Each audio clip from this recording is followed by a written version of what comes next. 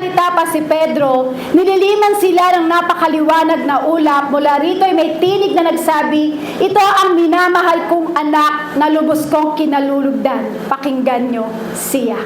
So parang kung titignan ko dito, parang ang tumatak sa akin dito, yung parang sinabi ng ama, na sinabi niya, ito ang minamahal kong anak. Sino po ba yung minamahal niyang anak? Na kanyang kinalugdan, walang iba kundi ang ating Panginoong Hesus. Amen? So, kung ang ating Panginoong Hesus yung kanyang kinalulugdan na anak, hindi mo ba alam anak? Minsan, anak, no? Hindi mo ba alam, kapatid? Isibirin sa'yo ng ama yan, ito ang kinalulugdan kong anak. Bakit? Kasi binigyan natin ng kaluguran ng ating Panginoong Hesus sa oras na ito. Amen? Yeah. Sige, tayo po magsimula po sa ating pag-aaralan para hindi po tayo abuti ng bagyo.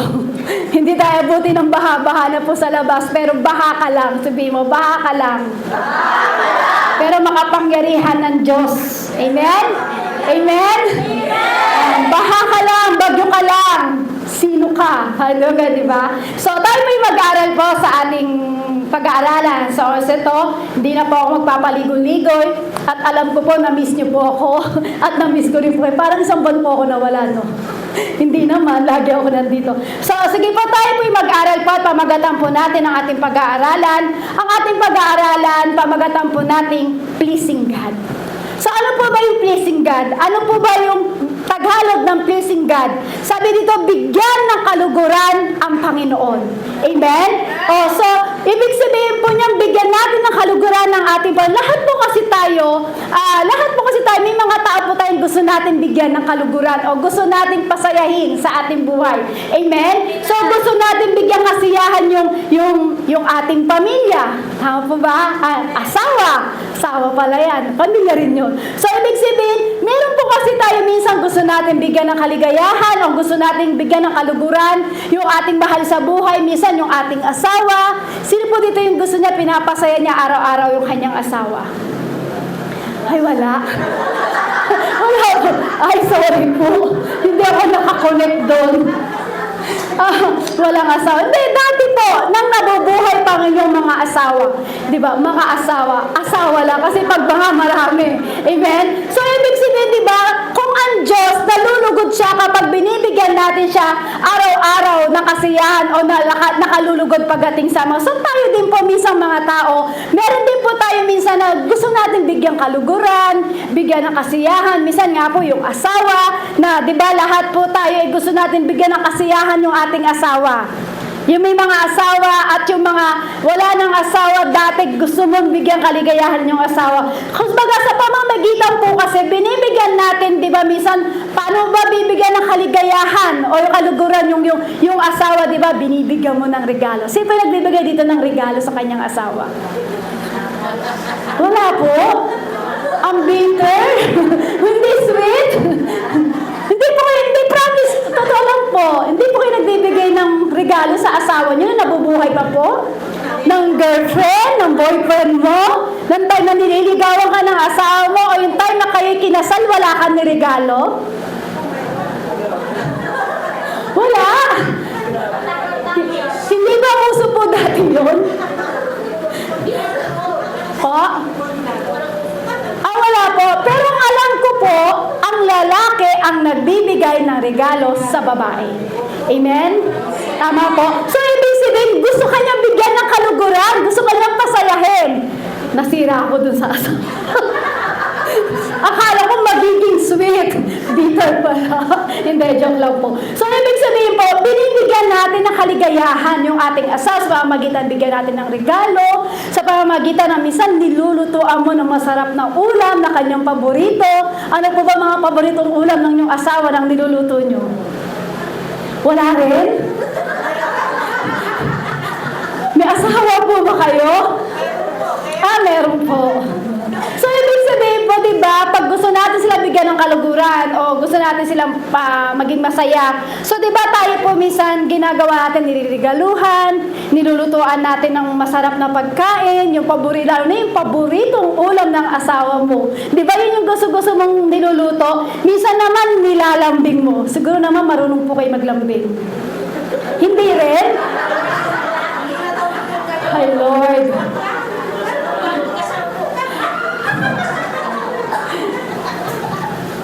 Sige, preach na lang po ako. Ayoko nang magtanong.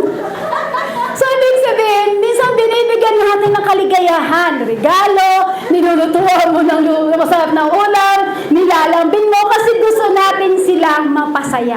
Gusto mo mapasaya yung iyong asawa. Tama po? Kaya sino po dito yung gusto niyang pasayahin yung kanyang asawa? So, sabi niyo nga po, wala na kayong asawa.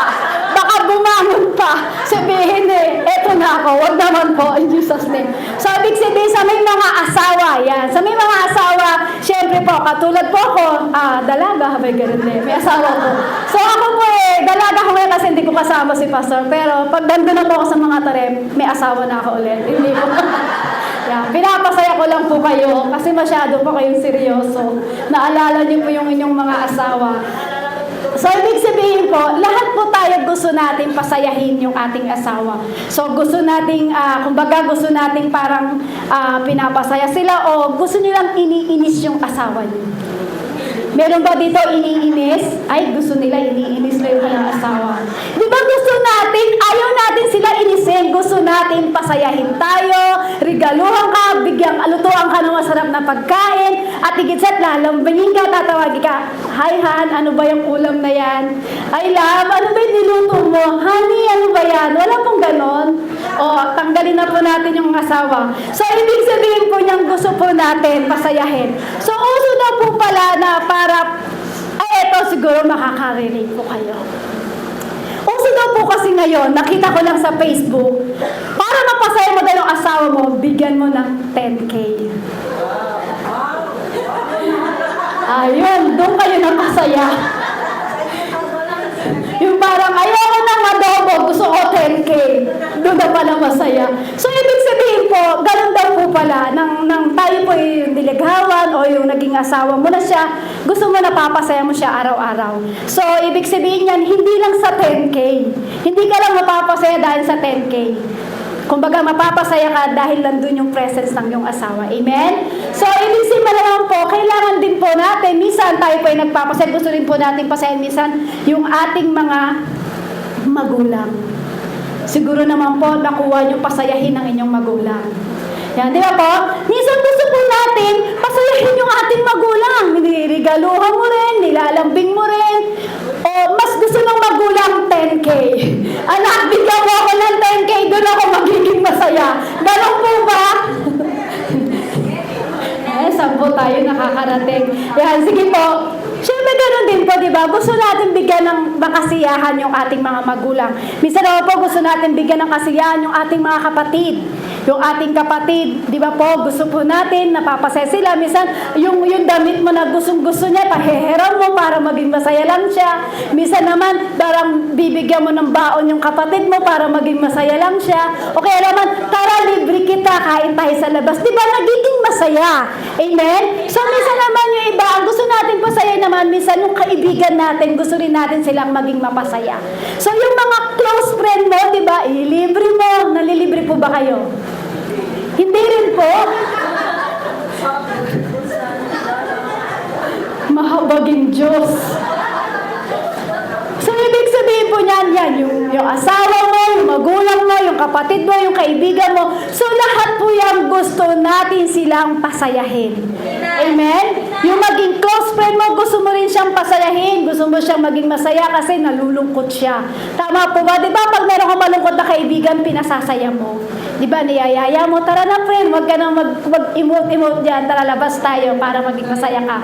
Pero alam niyo po, kung ano yung number 1 na para mapasaya natin ang ating Panginoong Hesus. Kailangan po maging number 1 na important po maging important to please sa ating Panginoon. Hindi yung ating magulang, hindi yung ating kaibigan, hindi yung ating mga kapatid, hindi yung ating asawa, hindi lang sila yung papasayahin mo. Kumbaga, ang gusto ng Lord, number 1, dapat siya ang ating mapasaya. Walang iba kundi ang ating Panginoong Hesus ang ating mapapasaya. So, ibig sabihin po niyan, handa po ba kayo na pasayahin ng ating Panginoong Hesus? Kasi sabi po diyan, pleasing God. So, ibig sabihin niyan, bigyan mo ng kaluguran ang ating Panginoong Hesus. Tama po ba? Handa po ba kayo na bigyan ng kaluguran ng ating Panginoong Hesus? So, ang ating Panginoong Hesus, kapag tinanggap mo, ibig sabihin yan, may tagapagligtas ka, kapatid.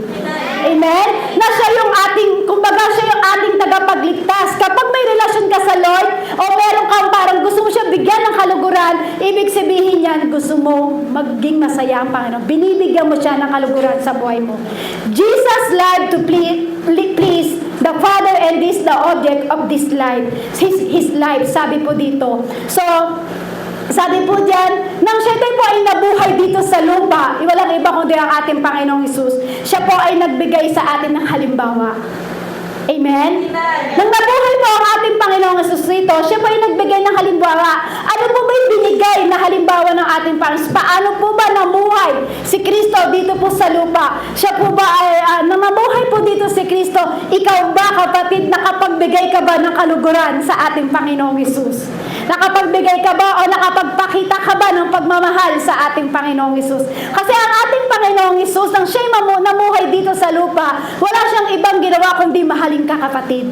Wala siyang ibang ginawa kundi bigyan ka ng kaluguran, bigyan ka ng kasiyahan, kasi ayaw ng Lord na nalulungkot ka. Amen? So, ibig sabihin, si Kristo ang naging magandang halimbawa po natin. Amen? Siya yung naging magandang halimbawa natin, kaya dapat siya yung nakikita na sa ating buhay. Sabi nga po sa John chapter 8 verse 29, at kasama ko ang nagsugo sa akin, at hindi niya ako iniwan sapagkat lagi kong ginagawa ang kalugod-lugod sa Kanya. So ano po sabi ng ating Panginoong Jesucristo dito? Hindi ako iniwan. Hindi ako iniwan ng Ama. Bakit po? Kasi siya yung lagi nasa akin. So ibig sabihin, kapatid, lagi ba nasa inyo si Kristo? Amen? So, ibig sabihin, dahil yung mga bagay na ginagawa po natin, anumang bagay na ginagawa mo pagdating sa Lord, yan ang magbibigay ng kalugod-lugod pagdating sa Panginoon. Amen? So, alam niyo po yung Panginoon, ang ating Panginoong Hesus, nagministeryo po siya dito sa lupa para tayo ay bigyan ng kaluguran, at dapat bilang tayo binigyan niya ng kaluguran, dapat tayo din po ang nagbibigay ng kaluguran pagdating sa ating Panginoong Hesus. Kasi alam niyo po, kung ano man po yung lalabas sa ating bibig, dapat hindi galing dito, kundi galing dito. Tama po? Kasi kung ano man yung sinasabi ng Ama, yun din ang sasabihin sa'yo ng ating Panginoong Hesus. Lahat naman po ng bagay na ginawa ng ating Panginoong Jesucristo, nang siya po yung nagministeryo po dito sa lupang, sa mundong ito, para tayo ay bigyan ng kalugod-lugod. So, ang ating Panginoong Hesus, ang ginawa niya, nung time siya nandito, nanirahan sa lupa, binigyan niya ng kalugod-lugod ang ating Diyos Ama. Amen? Kaya sabi nga po sa Mateo 17 verse 5, habang nagsasalita pa si Pedro, nililiman sila ng napakaliwanag na lupa. Mula rito ay may tinig na nagsabi, ito ang minamahal kong anak, na lubos kong kinalulugdan, pakinggan ninyo siya. So ano po ba yung bagay na yon? Benefits of pleasing the Father. Ano po ba yung mga benefits na yan? Sabi dito, benefits of pleasing the Father. This is my son. Di ba sabi nga po, ito ang aking minahal ko. Ito yung minamahal kong anak. Amen? So sabi diyan, ito yung mga sabi diyan, benefits of pleasing the Father. This is my son. Sabi po diyan, recognition of the Father. Sabi po dito, dahil daw po sa Jesus,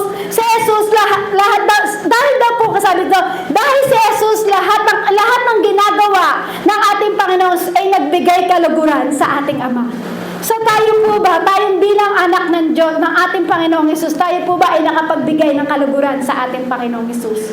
Ito po kasi yung deklarasyon ng Diyos Ama. Sabi po ng Diyos Ama sa ating Panginoong Jesucristo, this is my son.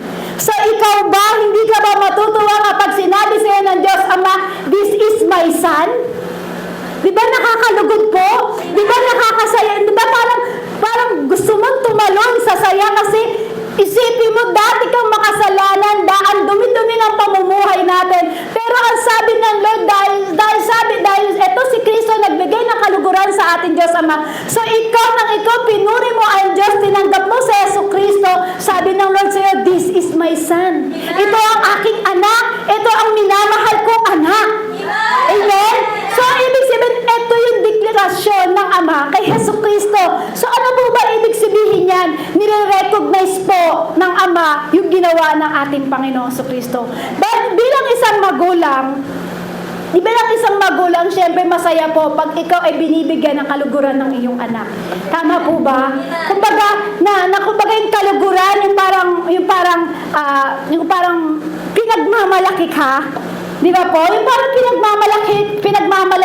pinagmamalaki ka ng iyong ama at sinasabi, this is my son. Sino po dito yung nakakapagbigay kasiyahan sa kanyang anak? Wala rin po. O sino po dito yung nagbibigay ng kasiyahan o kaluguran sa kanyang ama? Wala rin po.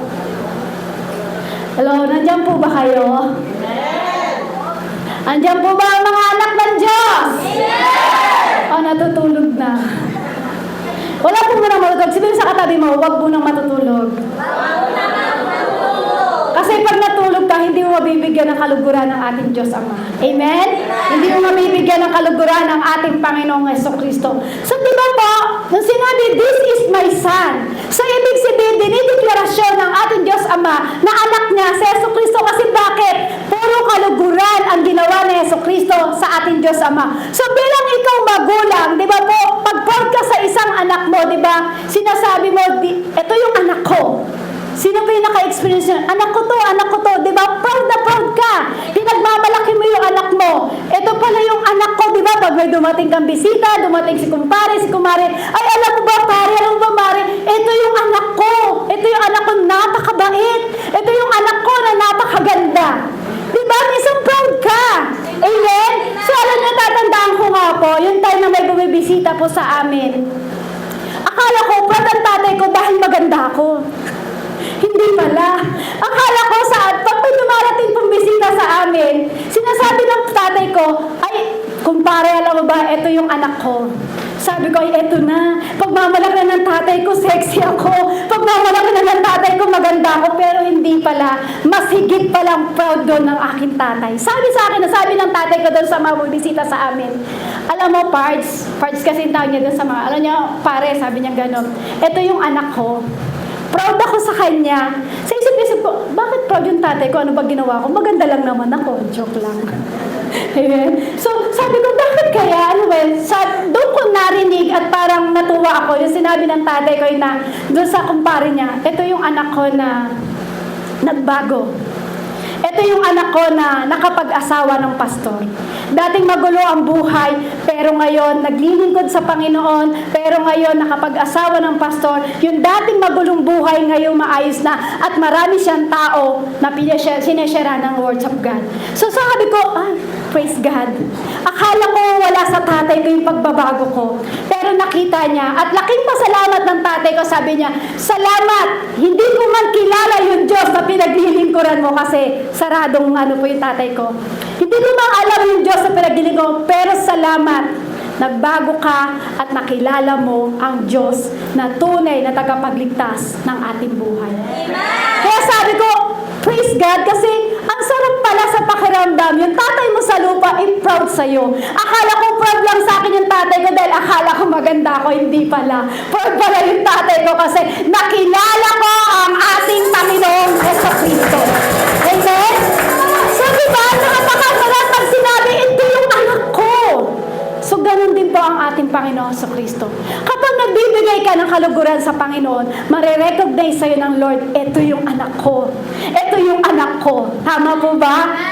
Hindi para tayo ipagmalaki lang naman ng Diyos o ipagmalaki lang tayo ng tatay natin sa lupa kundi para mapasaya natin yung ating tatay. Amen?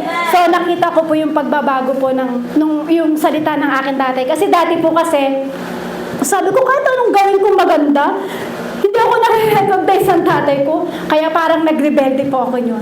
So yung time na yun, akala ko baliwala ako sa tatay ko. Pero pinagmamalaki niya pala ako doon sa kamag-anak namin, sa kumpare niya. Ito yung anak ko. Ito yung anak ko na nagpastora. Sabi niya gano'n. Sabi ko, praise God. Laking pasalamat ko po sa Lord. Kung nabubuhay man yung tatay ko, siguro masaya po siya sa nangyayari po sa ginagawa ko po ngayon.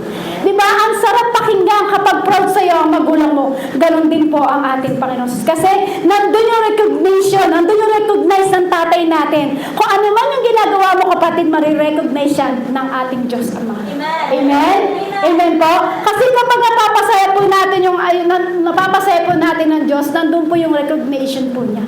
Nire-recognize po tayo ng Lord. So, sino po dito yung parang proud sa'yo yung magulang mo? Wala. Lahat pala tayo. Nanay niyo. O, kasi mo po magulang, tatay o nanay? So, alam niyo po, kapag tayo po ay masaya po ang ating magulang at nabibigyan po natin ng kalaguran, alam niyo po, nandun po yung recognize ng tatay sa atin. Napapasaya po natin ang ating tatay. Lalo na po kung ang Diyos Ama ang ating binibigyan ng kaluguran. Mas lalo kang mapapasaya. Amen? Kasi alam niyo po, kapag napasaya po, nandun po yung recognition. Nandun yung recognize sa'yo kapag napasaya mo yung isang tao. Tama po ba? So, kapag napasaya mo ang Diyos, nandun din na i-recognize ka ng Lord. This is my son. Amen? Amen po? Amen po? Hindi yung parang kapag ang layo-layo mo na lang, ang layo-layo mo pa, ang layo-layo mo pa, yung parang feeling na itinatakol ka na ng magulang mo. Gusto niyo po ba yung ganon? Yung ang layo-layo mo pala, pag nakita ka na ng nanay mo o ng tatay mo, ano naman to? Dito naman tong anak ko, ano naman kayang problema ang dadalhin niya? Di ba? Ang hirap, parang hindi masaya. Pero kapag yung ang layo mo pa lang, o kaya nabalitaan pa lang ng tatay mo na ikaw ay sinipinisina doon sa kanilang tahanan, ano gagawin ng tatay kapag proud sa'yo? Di ba ang ginagawa? Ay, darating pala yung anak ko. Darating pala to, magluto nga ako ng paborito niyang ulam. Tama po ba? Amen. Tama po? Amen. Hindi yung parang ang layo-layo mo pala sasabihin sa'yo ng magulang mo, ano naman kayang problema itong dalan na ito? Siguro may inutangan na naman walang pambayad. Pero pag sinabi mo, pag nalaman ng iyong tatay na ikaw pala ay parang andyan, di ba? Andyan, ay pagluluto ko to. Di ba, sarap pakinggan, ang sarap sa pakiramdam kasi proud sa iyo ang iyong magulang. So, ganun din po sa ating Panginoong Hesus.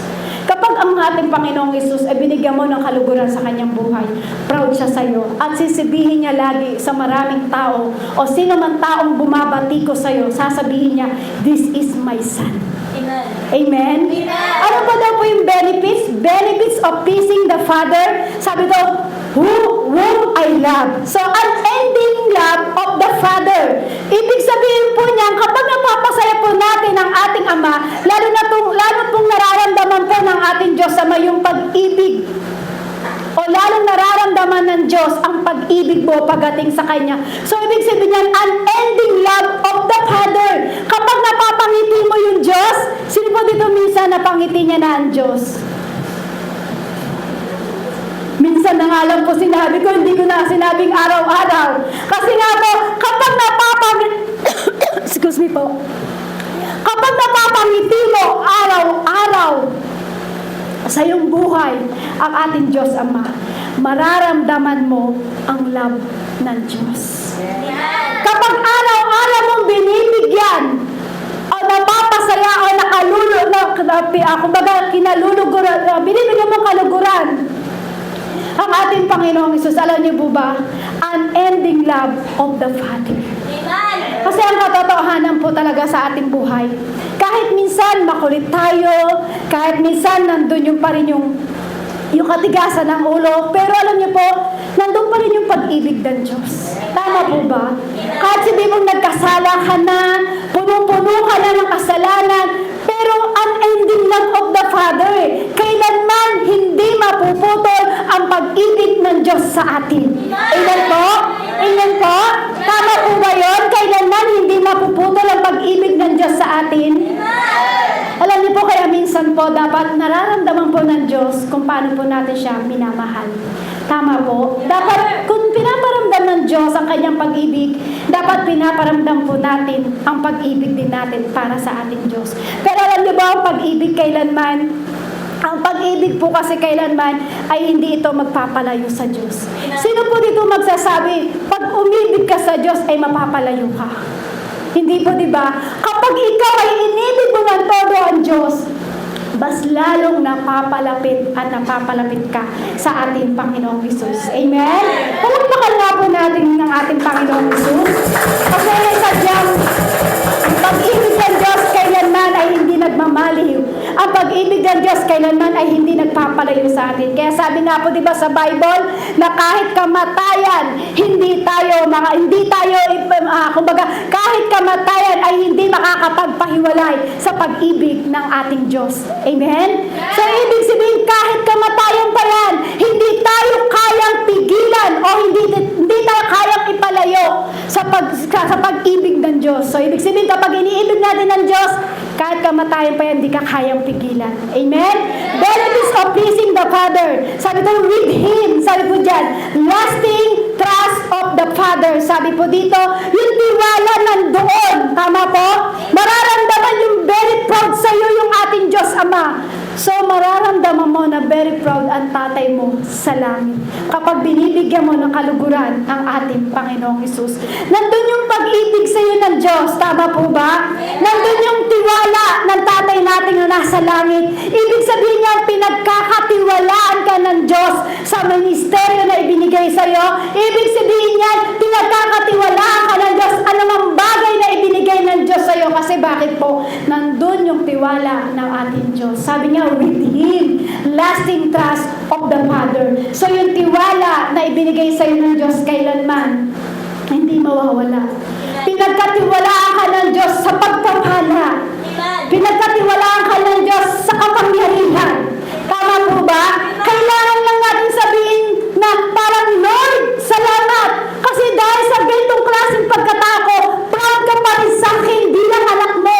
Lord, salamat kasi pinagkatiwalaan mo ko at pinagpapala mo pa rin ako sa buhay. Napakasarap sa pakiramdam na yun. Tama po ba? So sabihin mo sa iyong katabi, mapasaya mo ang Diyos. Mapasaya mo ang Diyos. Benefits of pleasing the Father, I am will please. Sabi po diyan, excitement of the Father. Nandun yung excited yung tatay mo. Amen? Nandun yung excited ng tatay natin nasa langit. Kung bakit siya proud na proud sa'yo, excited siya na makasama ka niya sa langit eh. Pero wag ngayon. Gusto niyo ba ngayon na? Hindi ba, diba? So, ibig sabihin, kapag binibigyan natin ng kaluguran ng ating Panginoong Hesus, alam niyo po, excited po siya. Excited yung tatay po natin sa langit. Yung tipong hindi ka pa nagsasalita, pero nararamdaman mo ang grabing pag-ibig at presensya ng ating Panginoong Hesus. Nakita niyo po yung binasa natin kanina? Hindi pa tapos magsalita si Pedro. Ano po nangyari? May lumilim sa kanila. So, ibig sabihin yan, kapag excited sa'yo ang tatay mo, yung tipong hindi ka pa nagsasalita, nararamdaman mo na ang ating Panginoon at magyang kanyang presensya. Kasi excited sa'yo yung tatay mo. Amen? Parang ang katulad ng tatay natin na parang dito sa lupa. Yung tatay natin, di ba, dito sa lupa, kapag dumating ka, excited siya sa'yo. Lalo pag may pasalubong kang 10K. Diba? Excited. Ba't ba kasi yung 10K? Ewan ko, nakita ko po lagi sa Facebook yan eh. Makakapagpasaya daw kapag nagbigay ng 10K. Pero sa akin pa, makakapagpasaya ang pag-ibig ng ating Panginoong Jesus. Amen? So, ibig sabihin, kailangan maging excited po tayo pagdating sa mga bagay na ginagawa natin para maging excited din ang Diyos sa buhay mo.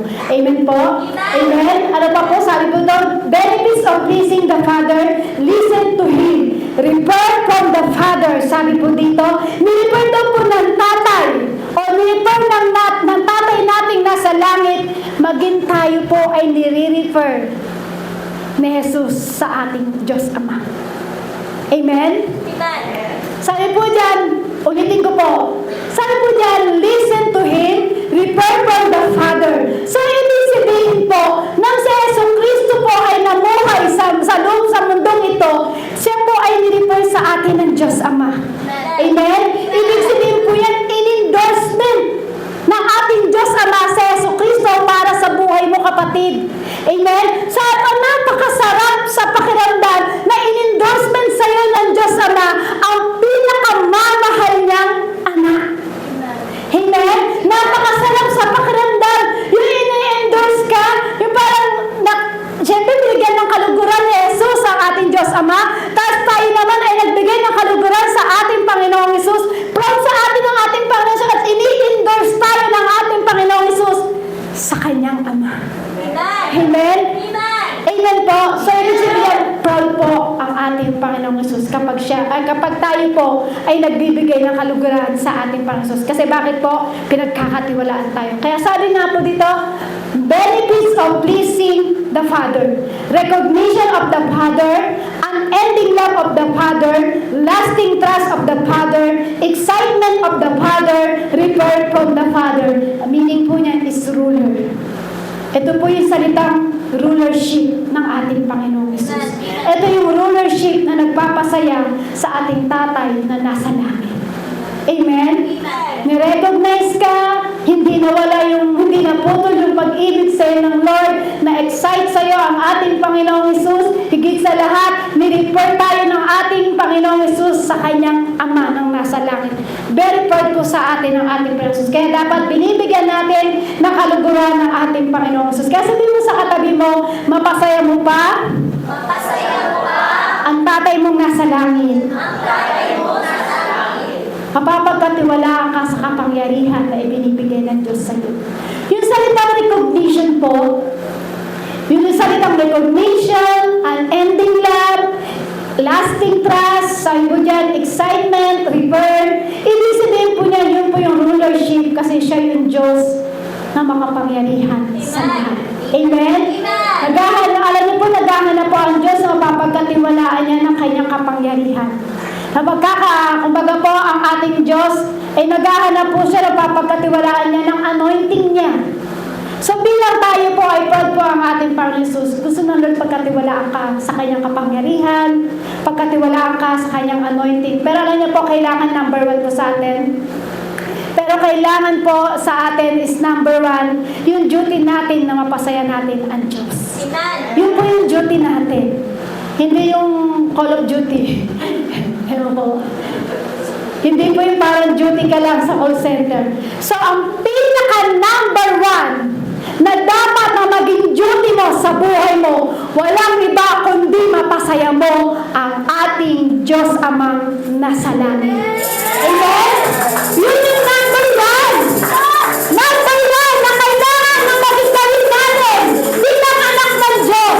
Number 1 na proud na proud tayo na parang anak tayo ng Diyos. So bilang tayo proud ng ating Diyos sa atin bilang anak, dapat pinaka number 1 na duty mo, walang iba kundi pasayahin mo ang ating Diyos Ama. Kala niyo po minsan po kasi hindi natin maramdaman yung kapangyarihan ng Diyos. Akala mo hindi mo lang maramdaman yung kapangyarihan ng Diyos sa buhay mo. Kasi yung rulership, hindi natin ginagawa. Tama po ba? Akala mo minsan napakalayo ng pag-ibig sa iyo ng Diyos. Akala mo minsan hindi mo maramdaman ang kapangyarihan ng Diyos. Akala mo minsan hindi mo maintindihan o hindi mo maramdaman ang pagmamahal ng Diyos sa iyo. Kasi bakit po? Minsan, ang sakit ng tao, minsan hindi natin ginagawa ang rulership ng ating Panginoong Jesucristo. Kung bakit minsan akala mo napakalayo mo sa Diyos. Pero alam niyo po, ang rulership po kasi natin, kailangan ginagawa po natin itong number 1. Tama po? Number 1 na priority mo na mapasaya ang Diyos. Sino po dito napapasaya niya ang Diyos? Wala po. Alam niyo po ba yung pumunta kayo dito sa hapon na ito, na kahit malakas ang ulan at kahit baka sa lugar niyo, alam niyo po ba napasaya niyo na ang Diyos? Alam niyo po ba nabigyan niyo na po ng kaluguran ng ating Diyos Ama? Bakit po? Kasi ang sarap humiga, ang sarap magkape, ang sarap kumain. Amen? Ang sarap magkumot kasi malamig. Pero alam niyo po ba, panalo ka kapatid eh. Hindi mo ba alam sa oras na ito, proud na proud sa iyo ang ating Diyos Ama? Amen? Sabi niya, ito ang anak kong minamahal. Ito yung anak kong minamahal. Umulan man, umaraw man, kumahaman, narito pa rin sila nagtitipon sa ating tahanan. Ganyan kasarap ang pag-ibig ng Diyos. Sabi nga, umaraw man, umuulan, di sasablay. Pintado sa aking puso, pag-ibig na tunay, boysen.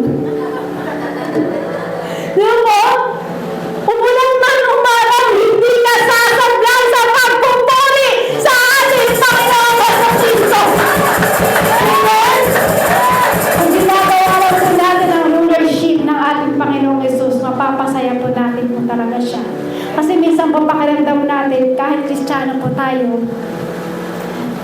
parang kahit Kristiyano tayo, parang lagi tayong talunan. Sino po dito yung parang Kristiyano ko na pero pakiramdam mo lagi ka ng talunan? Yung parang nadadaig ka ng problema, yung parang nadadaig ka ng sinungaling sa buhay mo.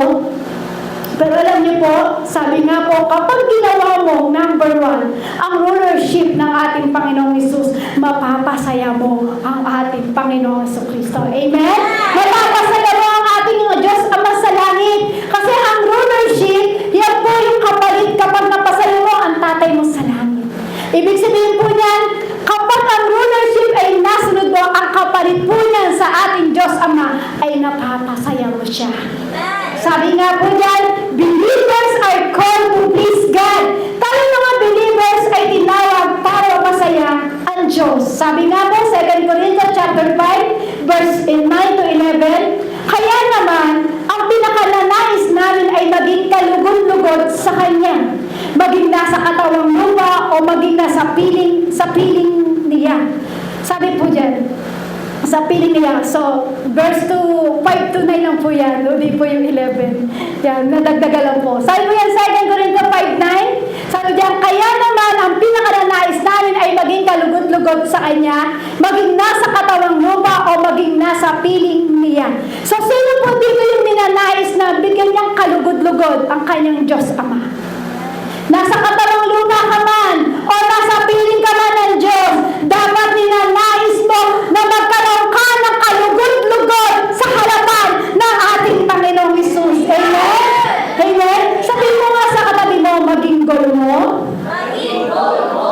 Ang maging kalugod-lugod sa Diyos Ama. Kalugod-lugod sa Diyos Ama. Ulitin mo ulit sa Kanya. Maging goal mo.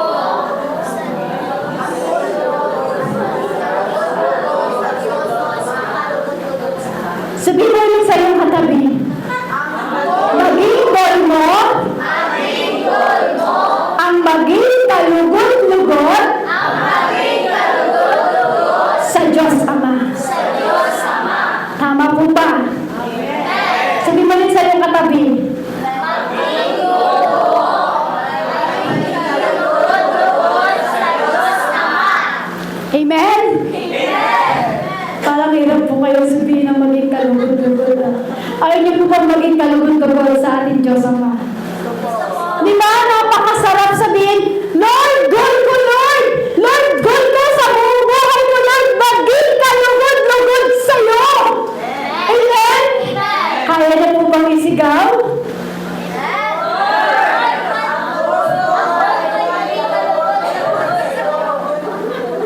Oh, sige, nandun na po tayo. Siya, okay na po yun. So, alam niyo po, mas maganda po maging goal natin na magkaroon, pati ako nabulog. Mas maganda po kasi bilang ikaw ay nakakilala sa ating Panginoong Hesus, dapat maging goal mo na maging bigyan natin ng kalugod-lugod ang ating Panginoong Hesus. Kasi alam niyo po, ang dami nating pangarap. Tama po ba? Ang dami nating pangarap sa buhay, ang dami nating pangarap sa pamilya, ang dami nating pangarap, yung karir mo, gusto ko, balang araw, maging ganito ko. Ang dami nating goal. Amen? Minsan yung goal na lang natin nagiging mall. Tama po ba yun? Yung lunal? Mall. Tama po ba? Amen. So, ibig sabihin po yan, kailangan nabigyan natin kalugod-lugod ang ating Panginoong Hesus. Hindi yung pangarap mo, hindi yung karir mo, hindi yung pamilya mo, hindi alam ang pangarap mo sa buhay. Pero alam niyo po, dapat ang maging goal natin ay maging kalugod-lugod po pagdating sa Lord. Amen po? Maging kalugod-lugod at maging number 1 sa buhay po natin ang ating Panginoong Hesus. Kasi kapag naging number 1 ang Diyos sa buhay mo, doon ka gagawa para magkaroon ng kalugod-lugod sa harapan ng ating Panginoong Hesus. At mapapasaya mo ang ating Diyos. So mabibigyan ka ng kaluguran. Mabibigyan mo ng kaluguran ng ating Panginoong Hesus. Paano ba natin bigyan ng kaluguran ng ating Panginoon? Sabi ito, how to please God. What delights God, sabi po dito. Paano ba natin siya mapapasaya? Sabi po dyan, no one can please God on their own. Human are dreadfully wicked and sinful. Sabi po dito. Sabi po sa Isaiah chapter 64 verse 6, lahat tayo ay naging marumi sa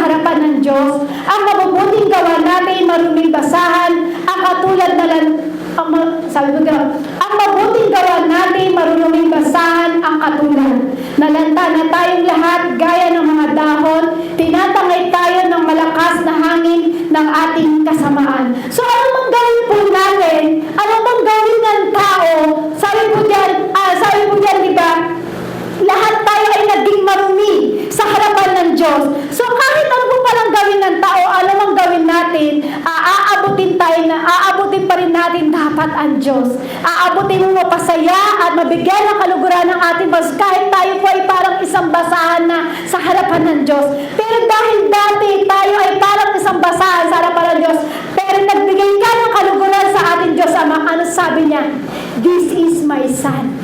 Amen? This is my son. So kahit sa tingin mo na akala mo ay katulad tayo ng isang basahan dati, pero alam niyo po, pag napasaya mo ang Diyos at binigyan mo ng kaluguran, alam niyo po ba, malulugod ang Diyos. Kahit sa harapan ng Diyos ay para tayong isang basahan na katulad ng isang basahan na marumi. Kapag binigyan mo ng kaluguran ng Diyos, mapapasaya natin ang Diyos. Amen? Amen po? Sa alam niyo po, hindi lang dapat ang kasalanan ang magpapalayo sa atin. Sa Lord, kahit makasalanan tayo, hindi tayo kayang tanggalin sa pag-ibig ng Diyos. Sino po dito yung makasalanan? Amen. Kahit po ako, tataas ko po yung kamay ko. Kasi ni isa man walang naging mabuti sa harapan ng Diyos. So kahit tayo ay naging makasalanan, pero naging ikaw ay tinanggap mo sa Jesucristo at binigyan mo siya ng kalugod-lugod sa Lord, ang Lord, at binigyan mo ng kasiyahan ng ating Panginoon Jesus. Hindi mo ba alam, kapatid? Yung kasalanan mo dati ay nilinis at tinanggal na ng Lord. Kaya sabi nga po sa Roma chapter 3, verse 10 to 18, ayon sa nasusulat, walang matuwid, walang kahit isa. Walang nakakaunawa, walang naghahanap sa Diyos. Ang lahat ay lumihis ng landas at nagpakasama. Walang gumagawa ng mabuti, wala kahit isa. Sayo dyan, nadagdagan na naman. So, ibig sabihin po yan, wala daw pong nakakaunawa. Ayon sa nasusulat, walang matuwid kahit isa, kahit sino po sa atin, kahit po ako na nag-share ng words of God, hindi ako naging matuwid sa harapan ng Diyos. Walang nakakaunawa, walang naghahanap sa Diyos. Ang lahat ay lumihis. Nauna ba dati na hindi na ba umaatin dito, nahahanap mo ba ang Diyos? Hinahanap mo ba si Kristo? Hindi po, di ba? Hindi natin nauunawaan yung salita ng Diyos.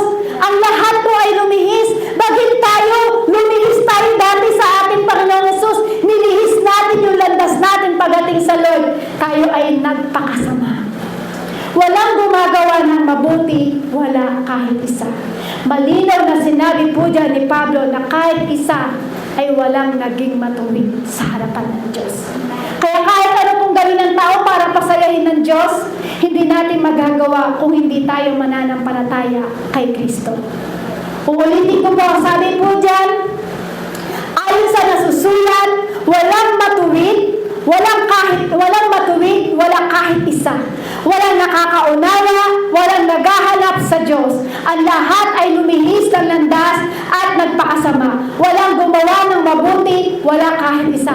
Malinaw na sinabi po ng Bible, kahit isa walang naging matuwid. So alam niyo ba, kahit anong gawin po natin sa ating buhay, kahit anong gawin mo, hindi mo mapapasaya ang Diyos kapag hindi ka nanampalataya kay Jesucristo. Ulitin ko po, kahit anong gawin mo, kumanta ka man, sumayaw ka man, ibigay mo yung the best sa Lord para pumili siya. Pero kung hindi ka mananampalataya sa pangalan ng ating Panginoon Jesucristo, hindi mo siya mapapasaya. Mapapasaya mo lang ang ating Panginoong Hesus kapag ikaw ay nanampalataya sa Kanya. Kadugtong po, parang bukas na libingan ang kanilang lalamunan. Pananalita nila ay pawang panininlang. Ang labi nila ay may kamandag ng ahas, puno ng pagmumura at masasakit na salita.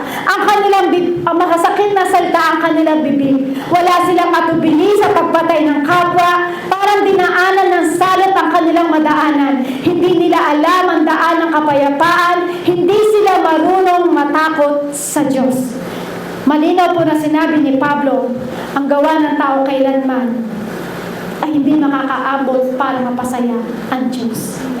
Kung hindi tayo mananampalataya sa Lord, hindi natin mapapasaya ang Diyos. Mapapasaya mo lang at mabibigyan mo ng kaluguran ng Diyos kapag nanampalataya ka sa pangalan ng ating Yeso Cristo. Sino mo nananampalataya dito sa pangalan ng ating Panginoong Yeso Cristo? Praise God. Hallelujah. Salamat po sa ating Panginoong Jesus. Kasi napakasarap naman ang palataya tayo sa Lord. Kasi ang pananampalataya, yan ang magbibigay sa iyo ng kapangyarihan para maging proud sa iyo ang ating Amang Diyos na nasa langit. Amen?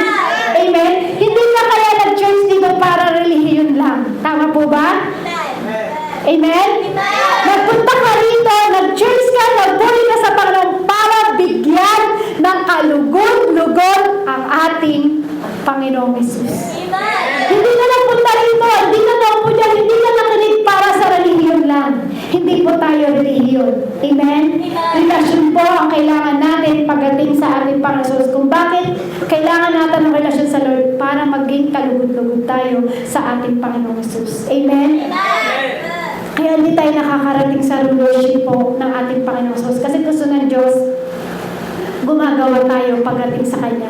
Napapalugod natin ang ating Panginoong Jesus. Amen? Amen po. Kasi kailangan natin mapasaya ang Diyos. Tama po?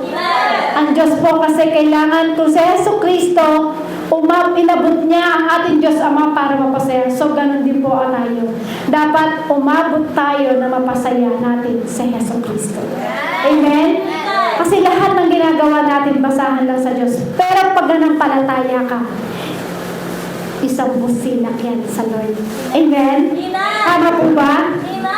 Ang nagbibigay po kaluguran sa Diyos ay napakasaya. Tama po? Kapag binigyan mo ng kaluguran ng Diyos, ibig sabihin niya sinusunod mo ang rulership ng ating Panginoon Jesus.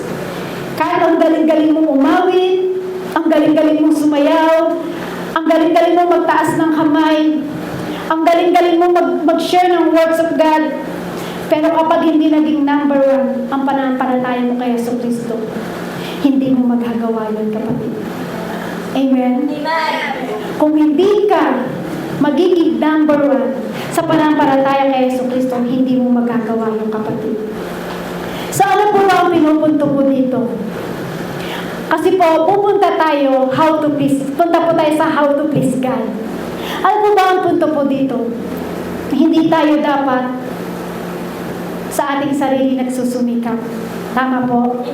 Hindi ang ating sarili. Hindi galing sa sarili natin ang pagsusumikap. Kasi ang naging kalugod-lugod sa ating Panginoong Jesus o naging kalugod-lugod sa ating Diyos Ama ay iisa lamang kundi si Yeso Cristo. Kung si Yeso Cristo lang ang naging isang kalugod-lugod sa ating Diyos Ama, alam niyo ba kung bakit? Kasi siya lang naman ang nagsumikap para abutin ka ng ating Diyos Ama. So siya lang po ang nakalulugod sa Lord. Tama po? Sabi niya po, this is my son, who I am well pleased, sabi po ng ating Diyos Ama. Kaya kung paano natin mapapasaya ang ating Ama sa pamamagitan ng ating Heso Kristo. Nagtayo tayo ng parang nung tayo ay nakipag-isa na kay Heso Kristo, di ba, nung tayo ay nakipag-isa na kay Heso Kristo, ang identity po natin ay na kay Heso Kristo na. Tama po ba? Nang ikaw, nang nakilala mo sa Heso Kristo, dapat yung identity mo ay na kay Heso Kristo na. Through our identity in Christ and the power of the Holy Spirit working in our lives, we please God. May benepisyo po ang magpasaya sa Diyos. Amen? Kapag nagpasaya mo ang Diyos, pagkakatiwalaan ka niya, kapatid, ng kapangyarihan, pagkakatiwalaan ka ng Diyos ng maraming bagay sa buhay mo. Amen? Pero alam niyo po kung ang sarili lamang po natin, yung parang sa sarili lang tayo nagsusumikap. Yung parang, kaya naman ako nakarating dito kasi sa pagsusumikap ko, hindi ganun, kapatid. Kaya ka nagsusumikap, kaya ka gumagawa ng mga bagay sa mga paglilingkod mo kasi gusto mo bigyan ng kaluguran ng Panginoong Jesus. Amen po? So, ibig sabihin po niya, kailangan yung identity natin ay na kay Heso Kristo na. Dapat kapag nasa atin na si Heso Kristo, ibig sabihin yun, kumbaga parang accepted ka ng kaagad sa Lord eh. Tama po ba? Yung parang tanggap ka na ng Diyos. Kaya hindi ikaw ang gagawa, kundi ang ating Panginoon Kristo ang gagawa sa'yo para sa ating Diyos Ama. Wala tayong ibang gagawin number one, kundi maging duty mo na mapasaya ang ating Diyos Ama. Kasi si Kristo ang gagawa at magsusumika para tayo ay mapalapit ng todo sa ating Diyos Amang nasa langit. Amen? Sabi mo yan, the Father declared upon His Son, pleasing which is why believers can be accepted by Him through Jesus. Kung tao lang, kung relihiyon lang, kung sa batas, ang susundin natin, kahit anong pagsusumika po natin, hindi natin mabibigyan ng kaluguran ng ating Panginoong Hesus. Amen? Pero niyo po sa pamamagitan ng ating Panginoong Hesus, nasa atin na si Yesu Cristo, kaya kailangan makita ng ating Diyos Ama ang katwiran ni Yesu Cristo. Kapag tinanggap mo si Yesu Cristo, dapat makita ng ating Diyos Ama yung identity ni Cristo sa iyo. Yung katwiran ni Kristo. Kailangan makita sa atin ng Diyos Ama yun. Ngayon, sa tingin mo,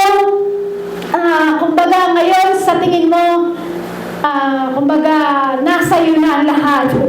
Kumbaga, sa tingin mo, hindi ikaw yung parang sa tingin mo, hindi ikaw yung gumagawa na yun. Pero alam niyo po, kapag nasa Kristo, magagawa mo ang lahat. Amen. Amen? Amen. Kapag nasa iyo si Kristo at ang katwiran ni Kristo ay nasa iyo, magiging kalugod-lugod ka sa ating Diyos Ama. Amen? Amen po? Now, kayo pong narito ngayon. Kayo pong narito po ngayon lahat, tayo po ba ay nananampalataya sa Diyos? Tama po ba? Bilang tayo nananampalataya kay Hesus Kristo, dapat makita na sa atin ang isang pagiging Kristiyanong mananampalataya. Amen po. Totoo po ba yun? Sino po hindi nananampalataya kay Hesus Kristo? Paano po tayo nananampalataya sa Kanya? Paano po tayo nananampalataya sa Diyos? Yung paniniwalaan po natin siya. Tama po? Para tayo manampalataya sa Diyos, dapat yung tinatanggap natin sa Hesus Kristo. Tama po ba? Dapat tinatanggap mo ang ating Panginoong Hesus maging sa puso mo, kapatid. Amen? Yung ginawa ng ating Panginoong Hesus sa krus ng Kalbaryo, alam niyo po ba, nasa puso ng Lord yung para maabot ka. So bilang tayo po yung mga anak ng Diyos, dapat ganun din po. Tanggapin natin siya, manampalataya tayo sa Kanya ng buong puso. Na tayo ay inabot ng Diyos. Tama po ba? Kasi sa Yesu Kristo, dun sa krus ng Kalbaryo, inalay niya ang buhay niya. So ikaw, kapatid, kaya mo ba ialay mo ang buhay mo sa Panginoon? Kaya niyo pong ialay ang buhay niyo sa Lord. Praise God. Kasi bakit po? Hindi tayo ang unang nagmahal, kundi si Kristo ang unang nagmahal. Hindi tayo ang pumili sa Diyos, kundi si Kristo ang pumili sa iyo, kapatid. Amen? Hindi tayo ang pumili sa Kanya, kundi tayo ang pinili ng Diyos. Amen? Hindi ikaw ang unang nagmahal sa Kanya, kundi si Kristo ang unang nagmahal sa iyo, kapatid. Amen? Dumating yung bagay na parang dumating sa iyo yung biyaya sa buhay mo. Bakit? Minahal ka ng Diyos eh. Dumating yung pagkakatiwala sa iyo ng Diyos. Tama po ba? Ngayon, kung tinanggap mo ang ating Panginoong Hesus sa ating buhay, may tagapagligtas ka. Amen? Sino po din tinanggap na sa Yesu Kristo at tagapagligtas sa kanyang buhay? Amen? Yeah. Praise God. Sabi dyan, how to please God every day. Paano ba lang natin bibigyan ng kaluguran araw-araw ang ating Panginoong Hesus? Number 1 po, living faith please God. Sabi dyan, kapag gising mo pa lang sa umaga, dapat namumuhay ka na sa pananampalataya. Amen? Dapat bibigyan mo ng kaluguran ng Panginoon para bigyan mo lang ng kaluguran araw-araw ang ating Panginoong Hesus. Pag gising mo pa lang sa umaga, pag ingat mo pa lang ng kamay, nananampalataya ka na kay Hesus Kristo. Nagbibigyan ng kaluguran sa Panginoon kapag ikaw ay nananampalataya. Amen?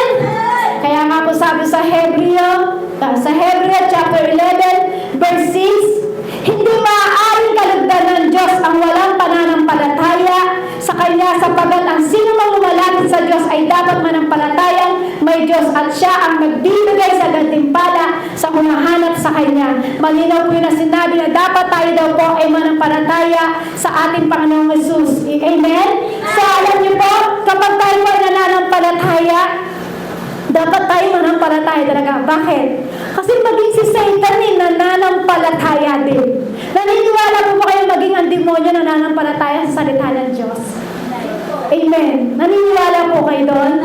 Bakit po? Kasi kung ikaw ay nananampalataya, maging si Satan nananampalataya siya na may Diyos talaga. Amen? Sabi nga po ng Bible, nangangatal pa o nanginginig pa sa sobrang paniniwala niya sa ating Diyos na pinaglilingkuran. Sabi nga po si Satanas, nanginginig at nangangatal pa sa pananampalataya. Alam niya na merong Diyos na buhay. So dapat kapatid, maging manampalataya din po tayo sa ating Panginoong Hesus. Kaya dapat gumising ka. Sabi mo, gumising ka. Gumising ka. Gumising ka sa pag-ibig ng Diyos. Sabihin mo sa mga tabi. Gumising ka sa pag-ibig ng Diyos. Gumising ka na lumalakad, na nananampalataya sa ating Panginoong Hesus Kristo. Kaya sabi nga, araw-araw, bigyan mo ng kaluguran ang ating Panginoong Hesus. Amen? Kaya sabihin mo sa katabi mo, maging buhay mo na, Maging buhay mo na. ang manampalataya araw-araw kay Kristo.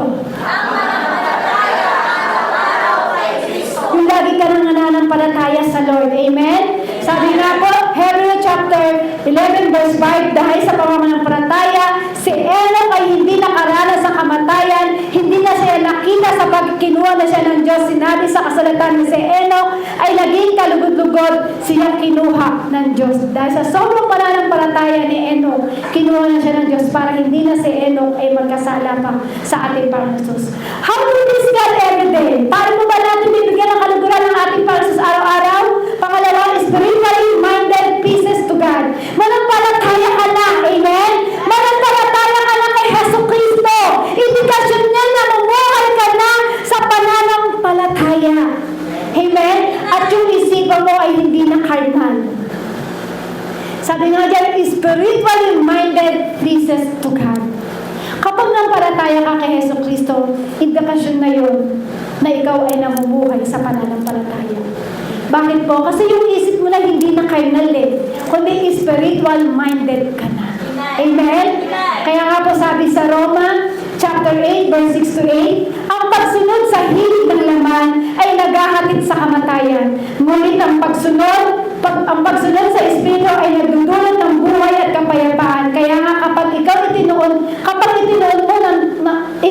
mo itinutuon ng tao ang kanyang pag-iisip sa mga hilig ng laman, siya'y nagiging kaaway ng Diyos. Sapagat hindi siya napagpasakop sa batas ng Diyos at sadyang hindi niya ito magagawa at ang nabubuhay ay sa hilig laman ay hindi maaaring kalugdan ng Diyos. Sino mang lumalakad po sa laman ay hindi nakalulugad sa Lord. So, ibig sabihin, kapag nanampalataya ka sa Lord, hindi na kayo na lang yung pag-iisip, kundi spiritual-minded ka na, kapatid. Amen? Amen? Palakpakan na po natin ang ating Lord. Kasi, ibig sabihin, kapag nanampalataya ka sa Lord, spiritual-minded ka na, hindi ka na sa kanya. Sabi na mo, how to please God every day. Sabihin mo sa katabi, every day. Ulitin mo, every day. Sabihin mo sa katabi, paayos ka na sa Lord. Sabihin mo ulit, every day. Paayos ka na kay Lord. O, tagalogin na lang natin. Kapatid, araw-araw, magpaayos na tayo sa Lord. Para maging kalugod-lugod tayo sa harapan ng Diyos. Sabi po dyan, how to please God. Number 3, the fear of the Lord please. Sabi po dyan, Awit 147 verse 11, ngunit ang Panginoon ay nalulugod sa mga natatakot sa kanyang tapat na pag-ibig ay umaasa. Sino po dito yung nasasabi niyang may takot siya sa Diyos? Amen? Hindi po yung takot na, ay may multo, ay may aswang. Hindi po ganun yung takot. Kung baga, takot tayo sa palakasan nito, Panginoon kung bakit tayo takot sa Lord. Amen? Kasi ang Diyos kailanman, dapat hindi natin kinakatakutan. Ang ibig ko sabihin, dapat may takot tayo sa Kanya na gumawa ng kasalanan. Kasi, kaya tayo may takot kasi may higher reverence tayo sa Lord eh. May grabing respeto tayo sa Lord. Amen? So, alam niyo po, kailangan po dyan sa buhay po natin, meron po tayong higher reverence pagdating sa Lord. Hindi kapag sinabing takot ka sa Diyos, akala natin ibig sabihin ay may aswang na. Hindi pag sinabing takot, may takot ka, ibig sabihin may multo na. So alam niyo po, yung takot na yun, yung po yung tinutukoy na meron tayong matinding respeto pagdating sa Lord. Meron tayong matinding paggalang pagdating sa Lord. Hindi yung parang may multo, may multo dyan. Hindi ganun. Kaya tayo may takot sa Diyos kasi meron tayong matinding paggalang sa ating Panginoong Jesus. Sabi po dyan, the proper fear and respect of God will motivate us to avoid sin. Yung nagpapalayo sa'yo para hindi ka na magkasala. Sabi nga po sa Exodus chapter 20 verse 20, sinabi sa kanila ni Moises, huwag kayong matakot sapagkat sinubok lang kayo ng Diyos. Nais lang niya magkaroon kayo ng takot sa Kanya sapagkat ayaw niya kayong magkasala. So kapag meron tayong matinding takot sa Lord, ibig sabihin niyan, ayaw lang ng Diyos na tayo ay magkasala sa harapan niya sa ating buhay. Amen? So sabi mo dyan, how to please God every day? Sabi mo dyan, obeying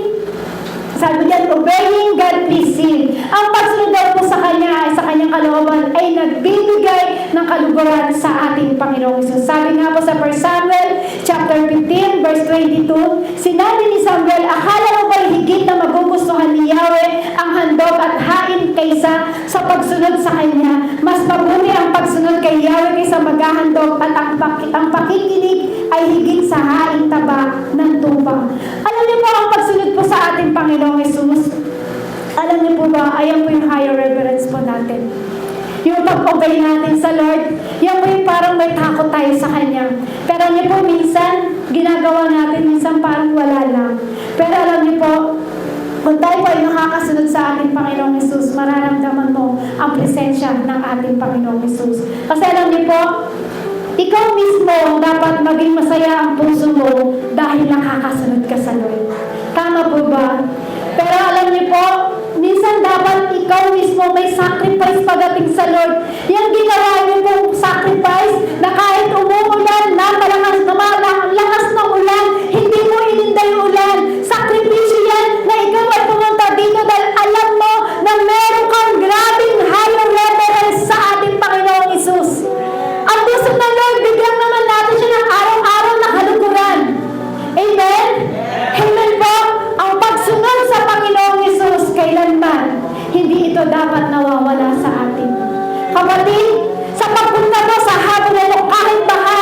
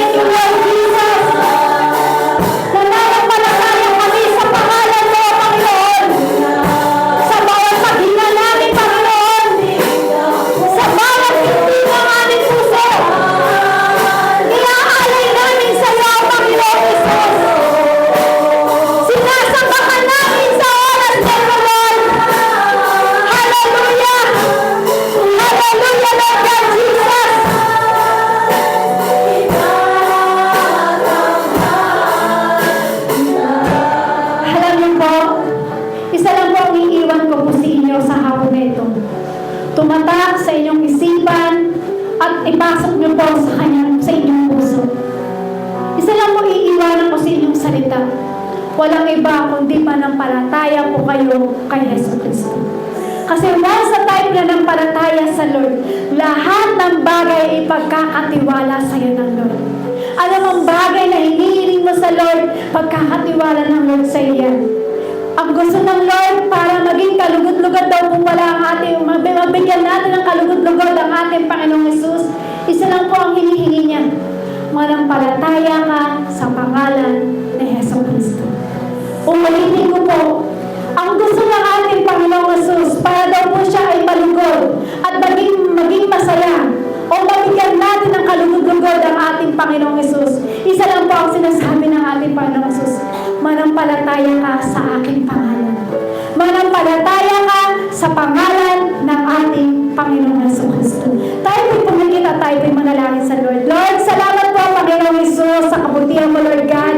Alam niyo po, Lord, na hangad po namin, Lord, araw-araw na gusto ka namin bigyan ng kaluguran sa aming buhay, Lord.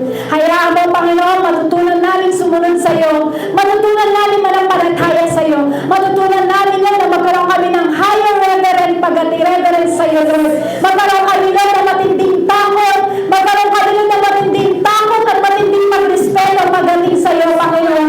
Hayaan mo, God, na itarang mo sa aming puso, Lord, ang bawat salita na narinig po namin sa hapong ito, Lord. Hayaan mo, Panginoon, na ikaw ang Diyos na mauna sa amin, Panginoon. At Lord, wala kaming ibang gagawin, Lord. Wala kaming ibang goal, Panginoon, pagdating sa aming buhay, Panginoon. Kundi ikaw yung number one na bibigyan namin ng kaluguran sa aming buhay. Salamat po ng marami sa iyo, Panginoong Hesus, sa hapong ito, God. Hayaan mo, Lord, sa aming pagkahiwalay sa lugar na ito, Lord. Hayaan mo, Panginoon, hinihingi namin ang pagsama mo at pagbalot mo ng inyong banal dugo, Lord.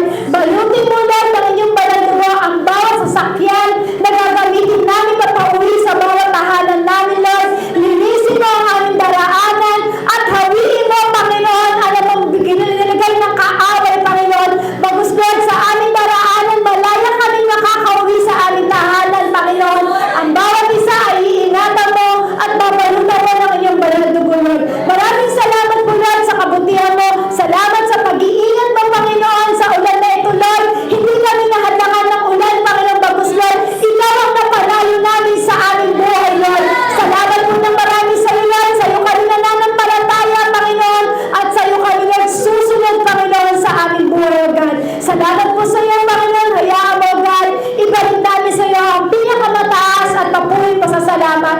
To God be the highest glory in Jesus' name. Amen and amen.